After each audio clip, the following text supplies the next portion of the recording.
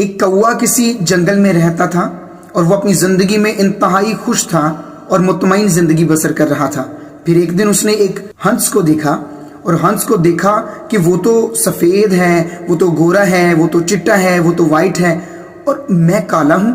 तो कौवे ने सोचा कि ये हंस जो है ये तो पूरी दुनिया में बड़ा ही खुश नसीब है, बहुत ही खुश जिंदगी बसर कर रहा होगा। तो कौवा हंस से कहने लगा, अरे भाई हंस, तुम तो अपनी जिंदगी में बहुत ही खुश होगे, देखो अपना रंग, तुम तो सफेद और मैं काला। हंस ने कौवे को जवाब दिया, हाँ भाई कौवे, मैं भी अपने बारे में यही सोचता था, लेकिन तब तक जब तक मैंने एक तोते को नहीं देखा जिसके दो रंग हैं। इसलिए अब मुझे लगता है कि पूरी दुनिया में अगर कोई खुशी से भरपूर जिंदगी बसर कर रहा है तो वो तोता है जिसके दो रंग हैं। मेरा तो बस एक ही रंग है। फिर कौवा उड़ा और तोते से मिलने गया और उसने तोते से मिलकर कहा, अरे भाई बहुत चर्चे सुने हैं तुम्हारी, बहुत वाहवाही सुनी है तुम्हारी, तुम्हारे तो दो रंग हैं, तुम तो अपनी जिंदगी में बड़े खुश होगे।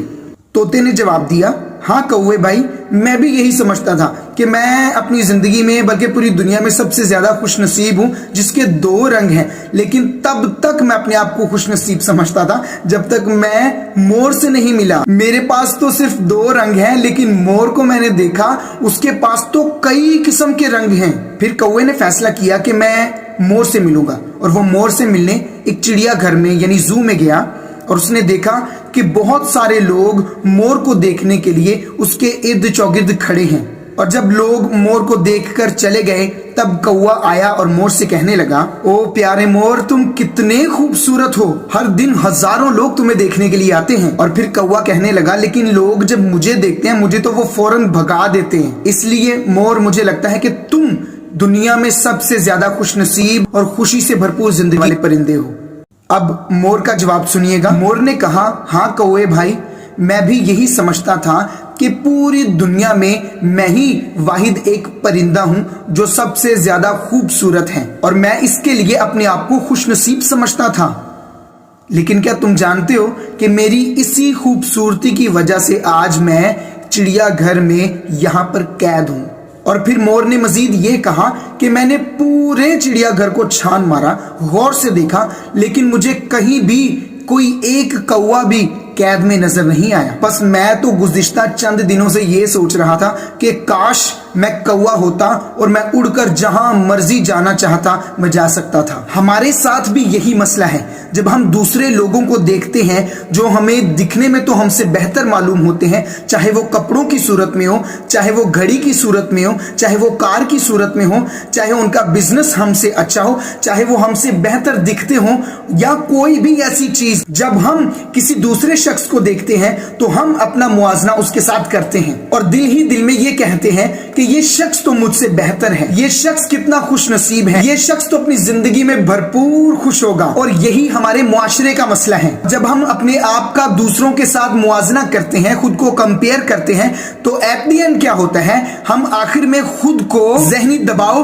और परेशानी की हालत में पाते हैं। और ये छोटी सी कहानी आपसे बांटने का मकसद ये है कि आप अपने आप को दूसरों से कंपेयर करना बंद कर दीजिए। हम बेफिजूल ही अपना दूसरों से मुआवजा करते हैं, खुद को दूसरों से कंपेयर करते हैं और बाद में मायूसी का सामना करते हैं। जब आप अपने आप का दूसरों से मुआवजा करते हैं तो आप उन तमाम चीजों की कद्र नहीं कर रहे होते जो खुदा ने आपको दी हैं, जो खुदा ने आपके पास रखी हैं। इसका मतलब यह हुआ कि अगर आपने एक नाखुशगवार जिंदगी बसर करनी है, मायूसी या उदासी से भरी जिंदगी बसर करनी है, तो आप अपने आप का दूसरों से मुआवजा करना शुरू कर दें। और अगर आप एक ऐसी जिंदगी बसर करना चाहते हैं जिसमें आप सच में शादमान हो, सच में खुश हो, तो अपना दूसरों के साथ मुआवजा करना बंद कर दीजिए। Do not compare yourself with others. जो आपके पास नहीं है उसको देखकर उदास और मायूस होने की बजाय उससे खुश हो।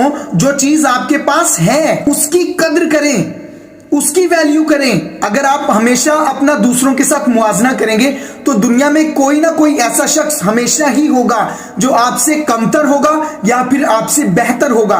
तो दूसरों से मुआवजा करना बेफिजूल है। बजाय कि आप अपना दूसरों के साथ मुआवजा करें, आपको चाहिए कि आप अपनी वैल्यू को जानें।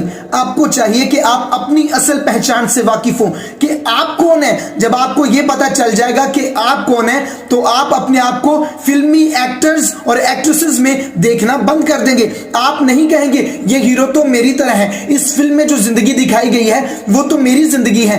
आप अपने आप को दूसरों से कंपेयर करना बंद कर देंगे, क्योंकि आप खुद से वाकिफ हो गए हैं, आप अपनी असल पहचान से वाकिफ हो गए हैं। लेकिन जो लोग अपनी असल पहचान से वाकिफ नहीं होते, वो अपने आप को दूसरे लोगों में देखते हैं, वो अपने आप को ड्रामों में देखते हैं, वो अपने आप को फिल्मों में देखते हैं, वो अपनी जिंदगी किसी और शख्स की जिंदगी में देखते हैं, क्योंकि वो खुद से वाकिफ ही नहीं होते, वो अपनी वैल्यू जानते ही नहीं। तो मैं आपको बताना चाहता हूं कि आप तो खुदा के बच्चे हैं, आप तो खुदा की प्यारी बेटी और खुदा के प्यारे बेटे हैं। खुदा आपसे प्यार करता है, उसने अपने इकलौते बेटे यीशु मसीह को भेजा, उसने अपनी जान दी। वो अगर चाहता तो उस प्याले को टाल सकता था, लेकिन उसने कहा ऐ बाप, तो भी मेरी नहीं बल्कि तेरी मर्जी पूरी हो। यीशु मसीह ने रज़ाकाराना तौर पर आपके लिए, आपकी कदरों कीमत को जानते हुए, समझते हुए, आपसे प्यार की खातिर उसने अपनी जान दी और उसने मौत का प्याला पिया। उसने आपके गुनाहों को अपने ऊपर उठा लिया। ये आपके बारे में है, वो आपसे प्यार करते हैं, वो आपके लिए आया, आपके लिए मरा, आपके लिए दफन हुआ और आप ही के लिए वो मुर्दों में से तीसरे दिन फिर से जी उठा, ताकि आपको हमेशा की जिंदगी दे, ताकि आपको हमेशा के लिए गुनाहों की माफी दे, ताकि आपको खुदा के साथ एक अबदी रिश्ता में बहाल कर सके। तो दूसरों से अपना मुआवजा मत करें, बल्कि जाने कि आपको खुदा ने मसीह में क्या बनाया है। आप तो फाते हैं, आप तो मसीह में खुदा की रास्तबाजी हैं, आप तो फजल के मातहत हैं, आप तो आसमानी मकामों पर बिठाए गए हैं और खुदा का रूह आपके अंदर बसा हुआ है। आप उसका मकदस हैं, आप उसकी हैकल है, आप खुदा का घर हैं।